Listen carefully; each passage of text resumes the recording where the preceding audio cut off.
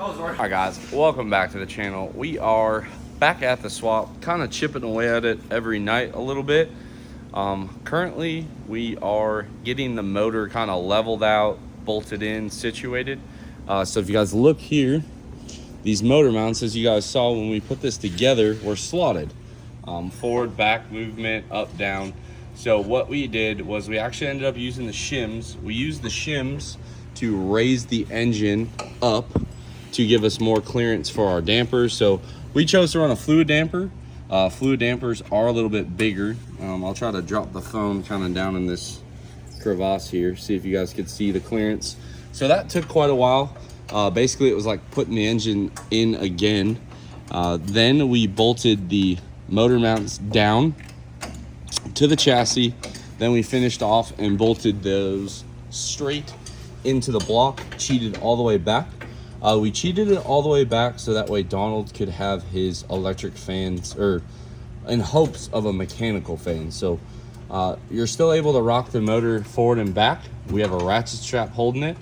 Our goal was 5.5 degrees of setback. That's like factory Cummins in the Dodge pickup trucks. I think we'll have enough room on his adapter plate. We'll be able to cheat the engine, tilt it back, get the trans on, and then bring it up to that 5.5.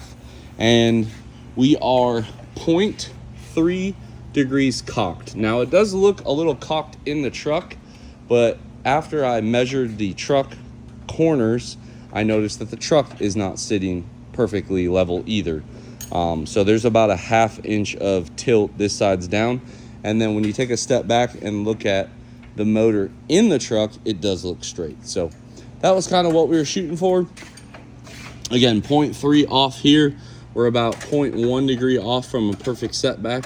So all in all, for a swap that has engine mounts that move, a polyurethane mount that moves, engine brackets that move on the chassis that you can twist with a pry bar, I'm gonna call it decent. Could we have done it perfectly? Sure. But it took us about 2 hours to get this thing pitched, angled correctly. So we're just gonna call it good. And then again, Donald had to machine the cross member with a grinder, and it looks really good. Plenty of room to still slip a belt in, but plenty of room for this engine to rock and not hit anything. So we'll pick up the camera once we're done and getting ready to slide that NV4500 in here.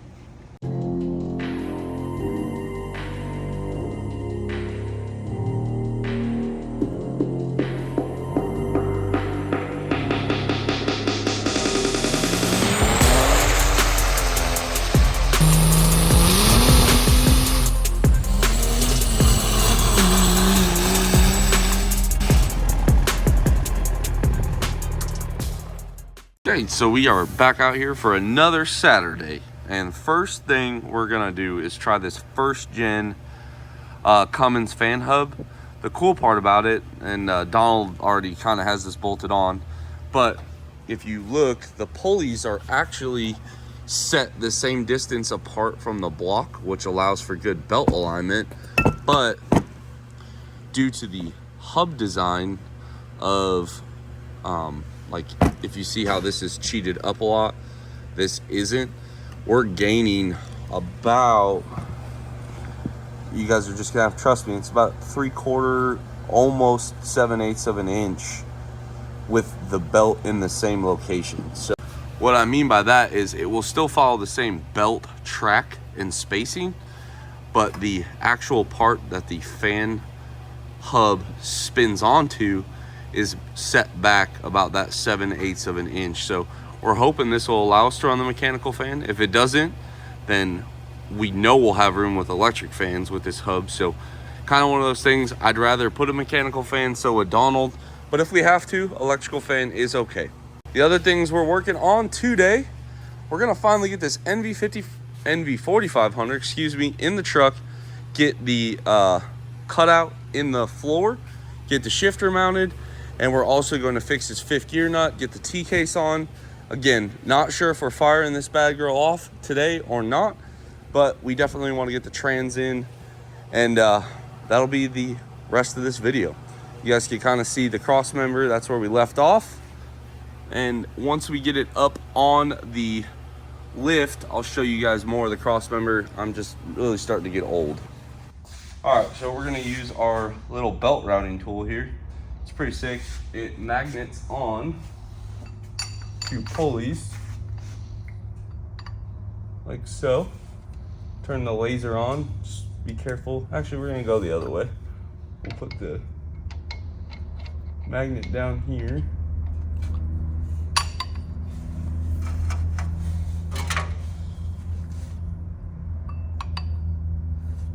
All right, and if you guys spin around, bring them over my right shoulder, Donald. You can probably see. If you guys look at this laser alignment tool here, you guys can see, now this isn't completely tight, but the laser is pretty much straight over. Sometimes it's actually easier to move off the rib once. And you guys see the equidistant laser there? That means this pulley is in a line, and we're 1, 2, 3 ribs over, 1, 2, 3 ribs over. So this pulley is in line with this pulley, which is good. That means this will work. Now we're gonna go ahead and test fit the fan on it real quick, see what it'll do. If you look down, you can see I haven't even threaded this on. We got about, I would say maybe 1/2 inch, 3/4 of an inch of room. So with this fully installed, we'll have probably about a full inch. Now keep in mind, the motor needs to come, the back needs to tilt up, the front needs to go down. So it'll make it a little tighter in the top, a little looser in the bottom. But I think this with a fan shroud will actually work. We will put a fan shroud on here in a little bit, but the good news is we can run a factory 2nd gen fan. Again, that is a 1st gen fan pulley hub, 2nd gen fan and fan clutch, and an Amazon radiator. So nothing but the finest for the old girl, the old Valvoline, rated for Cummins motors. Oh God, it poured straight out the bottom. Did it really? Yeah. Oh. Well, about 1/2 gallon went on the ground. Forgot about the power steering pump not being in. And if you're ever curious on if you can fill a 2nd gen without a power steering pump, you can, but it leaks right out that hole. So good thing it's a Saturday. Nothing but laughs. About $8 of oil on the ground. We'll get them swapped out. But we do have to put this power steering pump on before we can put engine oil in it. Oh well, that's what they make pig mat for. And it's Saturday, less stress. There's the NV4500 on the stand. We're gonna change out the throwout bearing. We are going to put the 5th gear nut fix on. So if you're curious on that, you could do it either in the truck or on the stand. This one's got quite a variety here. We got some 12 points, a couple 6 points, but you're gonna pull this housing off. Now with it on the transmission jack, it'll be easier to show you, but it is very easy to do in the truck as well. The big thing is doing it in the truck gives you a fixed mounting point to mess with it. Because it's on the stand strapped down, we can do it out here. But again, if you need to do this in the truck, totally fine. And this right here, go ahead, Don, spin it off, is your 5th gear nut. So it holds your 5th gear on to your shaft here, which it would free up, but we're gonna put a 5th gear nut fix on, which is really just a Band-Aid. That way Donald can feel better about himself for having this. And then once you got your 5th gear nut, you're gonna want to clean all of the silicone off both mating surfaces and reapply silicone, torque it back on. Struggling there, huh? Yeah. You're on camera. Don't get weak on us now. Come on, you almost got it. Oop, almost got it. There you go. Okay, so now that is on and torqued, Donald bought really the deluxe kit here. New nut, you put the brass in here, you put set screws in to pinch the brass on there, red Loctite, and then he also got this spindle locker 9000 here. On this, you find it where it just barely makes it. So if you guys look at how this is going to cheat, if I beat this on, it's actually going to try and loosen the nut. So you want it to kind of apply pressure to that right edge, the leading edge. So we'll go ahead and just add a little bit more oomph to this, put his set screws in, and then bolt this back together. There she be, all put together, fresh throwout bearing. we went ahead and replaced the pivot ball. It already had a clip, greased it up a little bit. Donald got this back section put back on with his 5th gear fix. Torqued all this, and you guys can see the Loctite kind of oozing out. Or sorry, not Loctite, RTV just oozing out there. He did drain it, so we'll be able to put fresh fluid in it as well. Now it is time to get old girl up on the 2-post lift and get this transmission stabbed in here. Very exciting day. Very exciting. And then from there, we'll lay out where we need to blow a hole into the bottom of his floor. And I don't know if we ever showed you guys the interior, but let me get the light. This is the inside of this old girl here. Got the column shifter still for the Turbo 400, speedo, fuel gauge, little heat. This truck didn't have air conditioning, and I think Donald's gonna get like the dash redone and stuff, but the bench seat's already been redone, and it looks absolutely killer inside. After some junk cleaning up, we're getting rid of some things, customers picking up some things, we're back on this. Nice little view of our South Bend clutch one more time before we throw it in. Again, big thank you to Delton. And here you guys can see our cross member that got bolted in.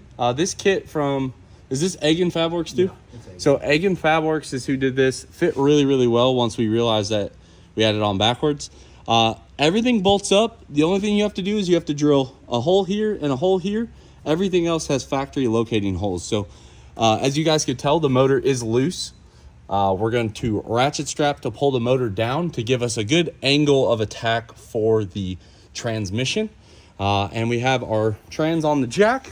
We'll go ahead and get this set up. I'm not sure if we'll time lapse this or not, but pretty simple. If you got to fight it, it's probably wrong.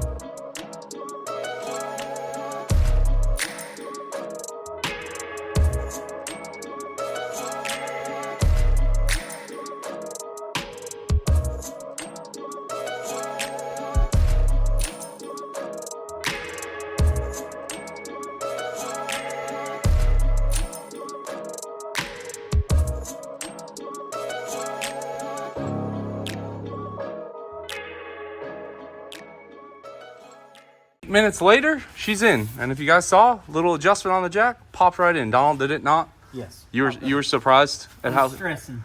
Yeah. So he already has a hole in the floor. I think this was for his old 4-wheel drive. Nice for us though, because it kind of lines up with the shifter already, which is pretty cool.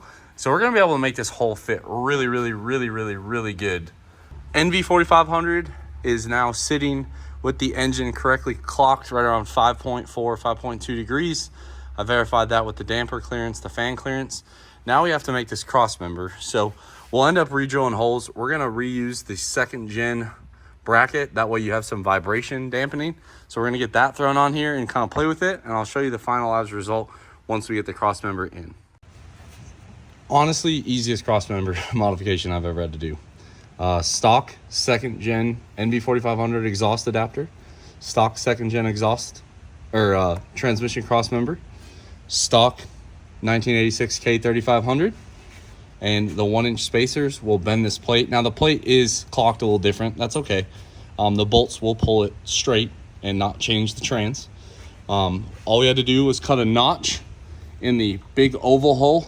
You guys can see how I boxed it out. Now this is not the permanent. This is just how we're holding it up. And it looks like we'll be able to use 2 factory bolt holes on each side for this and then drill them. And that's it. This is really so easy.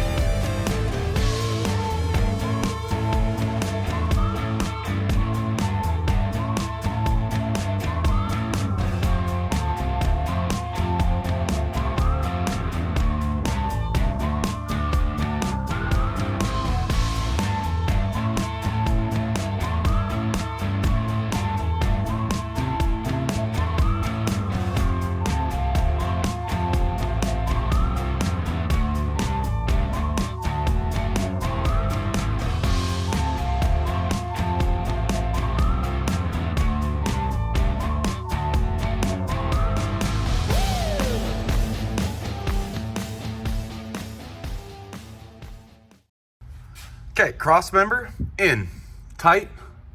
We used 2 of the factory rear holes, drilled 2 new ones, and I have our little marks here of where the bolts go.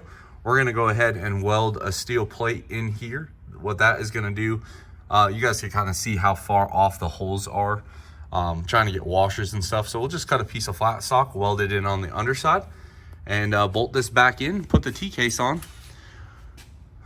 Out she comes.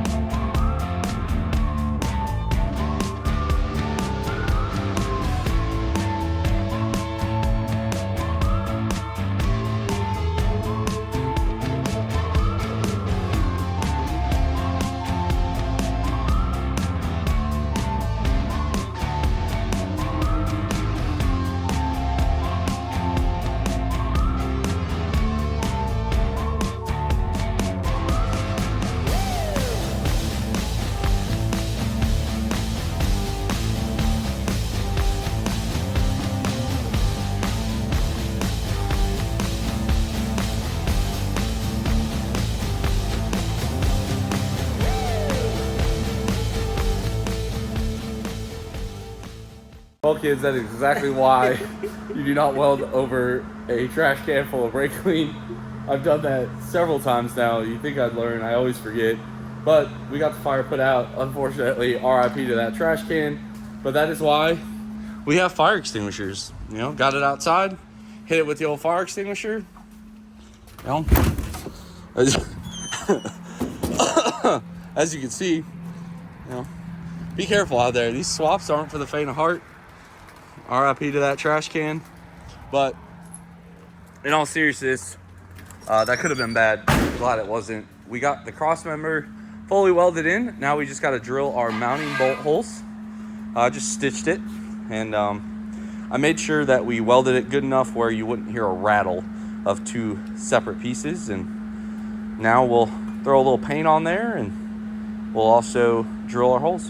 So next on the swap, we are doing a cable actuated from JV Custom Fab NP205 transfer case. That's going to allow for a passenger side drop, and we already have the adapter on there to go from a NV4500 to this transfer case. Apparently this is like a really cool transfer case. I know nothing about it. If it's not a 271 or 273, we don't want it around here, but we're gonna get this kind of retrofitted, and that's kind of what it's supposed to look like when we're done. Hopefully it works out okay. And here's the finished product. Pardon the terrible lighting, but we got the 205 in, we got the fluid drained, fresh fluid put in, the speedo cable is installed, we have the cables ran. Now, because of the way we mounted this T-case, we'll be able to hook up the cables later. The big thing is we want them to fit the floor nicely inside. So even like if you look on the trans, it's just roughed out. We'll do the finish cuts up top where I can see, and it's a lot easier. We still have to do the hydraulics, but no big deal. And this is what it looks like with your stock 86 cross member using a 2nd gen. So the beauty of this is Donald will be able to go to, if this bushing goes out, it's a stock 2nd gen, very easy to fix. We made a stock cross member work. This transfer case has plenty of room. The drive shaft will go up, it's double cardan, and then go down to this. Obviously this is a lot lower than it normally is because of the droop on the lift, but the transmission's fully installed, transfer case fully installed. Now we're gonna drop it down, kind of do some odds and ends, and see how far we get tonight. All right, guys, and in keeping with really making this swap look nice, we spent the extra time, and we actually have a mechanical fan with that 1st gen adapter. We did have to bend the fins of the fan to clear the fluid dampener. We have the 2nd gen radiator, and then we actually got the 2nd gen fan shroud to fit. So not only does he have a mechanical fan, it's actually shrouded correctly. So this should really be a smooth driving setup. The only real hiccup, we had to notch the downside corner on this side to clear the power steering gearbox. But other than that, I mean, this, when you pop this hood, you're gonna think this is a second gen at this point. We've really made a lot of stuff fit like factory. Here you guys go, just a quick little notch to clear that. Hopefully that helps some of you guys. And now we're gonna go ahead and kind of boring stuff. We're going to tighten the fan hub. We're going to tighten the fluid dampener. We're going to put a belt on this, the alternator on this, the belt tensioner on this, and then fan back on, shroud back on, radiator mounted for good. Intercooler we're gonna set in there. I still gotta make mounts for that, but not a big deal. All right, we have our belt routing for no air conditioning set up. Nice Gates greenback. Fresh water pump, that first gen. We got this one wire alternator. Everything nice and tight. Now we're gonna go ahead and throw the intercooler in. Intercooler's gotta go first. Then we put the fan on. Then we put the shroud on. Then we put the radiator in. But getting there. Okay, quick update for you. We have everything bolted in solid. We even got the factory fan shroud to fit. Looks really good. We got our Banks Monster Ram Twin Ram 9000 bolted on here. We're gonna leave the intercooler pipe off for one reason. Power steering, vacuum pump. Reason two, the Donald wants it stainless, so I ordered some material to make it stainless, so it'll be boot, but stainless pipe. And then over here it'll be V-band stainless flange, 90 and a 45 in there with one boot. So you'll have a nice little stainless kit, a little bit of color, a little pop, a little razzle dazzle. And I think this is where we're gonna call it a night. Well, we decided to put the fuel lines on, and now we're done, except Donald left a light down there in that wheel well. And we even put the hood on. So see how well this all fits in here. I think it'll work. Yep, it'll close. So all that second gen stuff does in fact fit with this swap. And few odds and ends left. We got a list. Start chipping away at it. I promise you guys will hear this thing fire up next video. And for you, those of you that are curious, we still have some. Again, this square here was factory cut out, so this is the part that we pushed up, and we'll finish cutting that off. But you guys can see here again, just the big thing is you cut small because you don't want to overdo it. This will be able to finish off and kind of take a little bit further. Donald's got a boot. We'll mount his four-wheel drive shifter down there as well. Obviously, you can see we taped it off, but this is a pretty good spot for the shifter. Should fit all right, even with the stock second gen one. But this is where we did for the floor. Again, pardon the jagged edges. We were literally just trying to cut it just enough so it fit, and then we'll do the finish cuts from up top here. Well, guys, in closing, this is where it sits outside. Next day, I figured I'd give you guys a little daylight action on the old girl, but it looks mean. It looks like a second gen intercooler was supposed to go in there. Hopefully you guys are enjoying this content. Give this one a big thumbs up. Drop your comment down below. Subscribe if you are not already. Next one, it will run, I promise. Thanks for watching. I'll catch y'all on the next one.